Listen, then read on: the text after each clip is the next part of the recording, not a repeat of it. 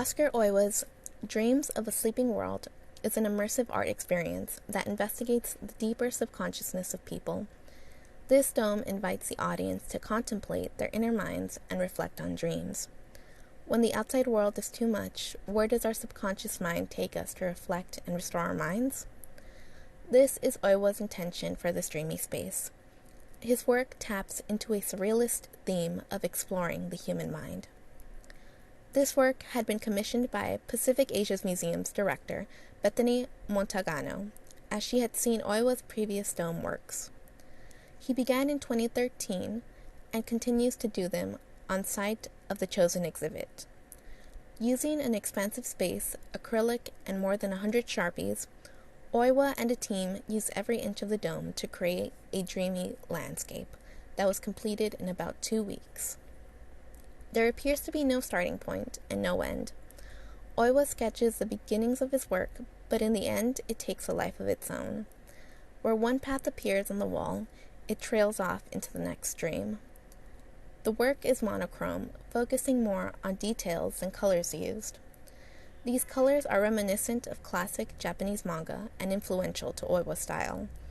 Some parts of the drawings are lighter than others, flowing into the next scene. Flowers and trees take up an expansive space.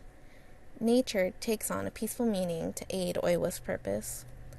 Similar to a dream, there is no sense of what is occurring in the piece. There are vortex-like drawings that can appear to be doors into another part of the dream.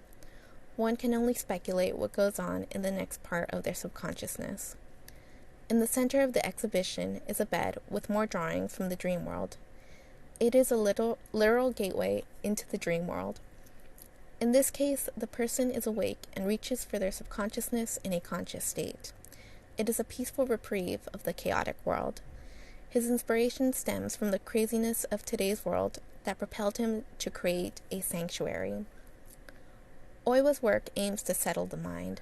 It serves as a reference point to his dreamy state of mind, or how Oiwa pictures it. Other works of art serve to record a certain state of mind. Roberto Mata Elcharin's 1941 painting, Listen to Living, is an example of how another person imagines the inner workings of our mind.